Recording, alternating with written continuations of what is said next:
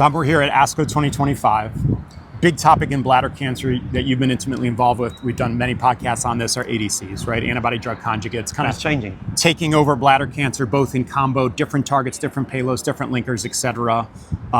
Take us through, I don't know where to start, but take us through some of the new data or maybe the state of the art, and then we can talk about new compounds. So a very quick summary, very quick. We'll see. We showed enfortumab vedotin, which is a Nectin-4 ADC with MMAE as a payload, had consistent and really spectacular single agent activity in urothelial cancer. We showed that when you combine it with pembrolizumab, that bounces up even further and is probably curing some patients. For sure. And that's a revolution in the disease. And the question was, is that a black swan event? Or are there other combinations which are going to do the same thing in the future? Are they better? Are they same? And what about the biomarker? So then the next thing that happened is sacituzumab govitecan came out, a TROP2 targeted drug, and with a topoisomerase payload, and that looked less impressive. As a single agent. As a single agent. And there is some data here as well in combination with PD-1 with path CR rate or clinical CR rates of 35%, not the 7. Yeah. So people at that point then paused and said, hold on a minute, this isn't, all the horses are not coming home here. In parallel to that, a series of other drugs are now being tested, some at ASCO GU and then some here at ASCO itself. And what we saw at ASCO GU is some other agents, the bicycle drug, it's now called PZ.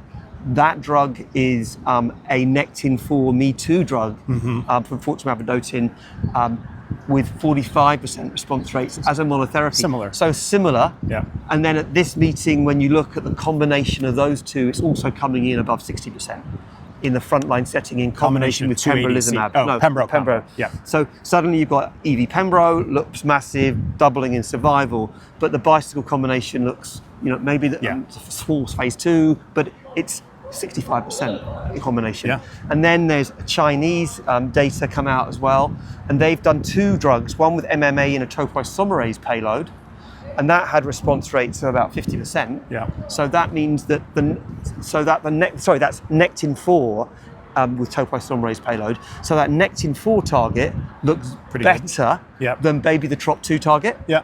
Okay. So that's important. So that drug, I'm going to repeat that. So that's Nectin-4, but this time not MMA, Topo1, great efficacy. So it's beginning to tell us it might not be the payload, it may be the target that's important. Right.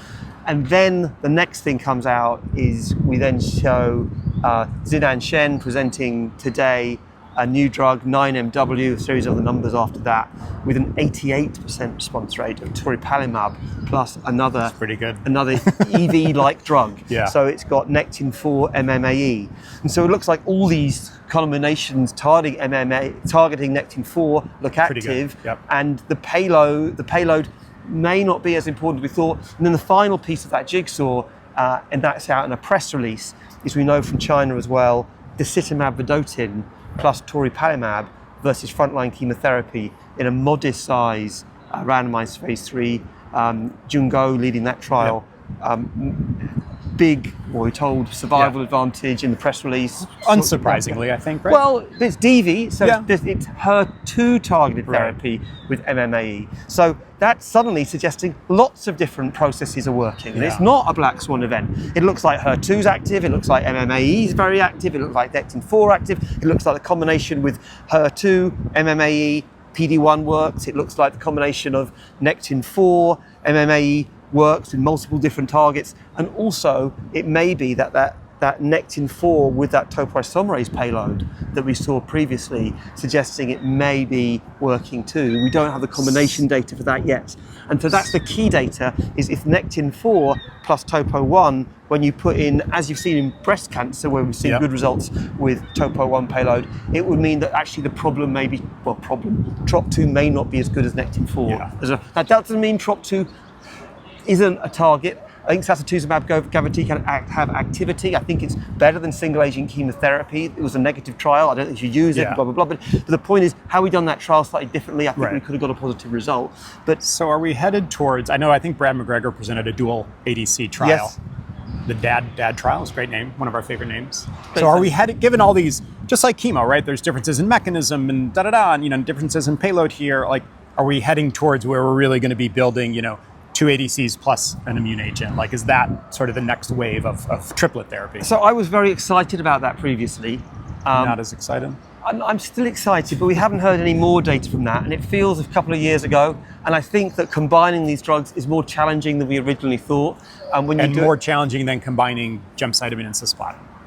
I don't know. I don't know the answer to that. The phase 1 data suggested not. My interpretation of it, because you're giving these drugs for a long period of time, it might be. Yeah. I think the other issue that we haven't really discussed is around the biomarker. Yep. TROP2 we've looked at, and it was not being consistent. There is work in lung cancer using AI looking at membranous TROP2 that does look like it works to predict response. The HER2 studies, the Sibab vedotin is HER1, 2, 3 plus, not all comers. So that means we've got a bladder cancer biomarker with HER2. We need to look at that trial, look at the results. Yeah. But that's exciting. And then Nectin-4 remains, the vast majority of patients express Nectin-4. The results of EV-Pembro were really, really good. I was going to say, isn't it the results are so high, the response rates are so high? But what about if DV toripalimab in HER3 high has is even better. 50% CR rates? Yeah. What happens then? Then you give it to those patients, right? Yes, you Absolutely. do. But then wouldn't you like to know what the Nectin-4 is in that group of patients, and whether or not in those patients they're all having a CR to EV-Pembro? Yeah. We don't know they're not yet. Right. And hasn't been looked at. It could be the winners. So, but it could be they're the losers. Yeah. They could be the patients doing, not losers, but the patients doing less well. Because there are patients doing less well. So I think there is a biomarker piece now, and that HER2 is going to drive that. Okay.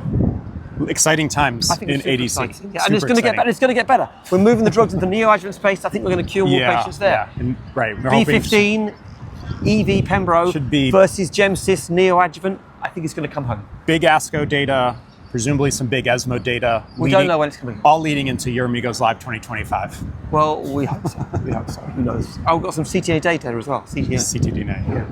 Of course we have.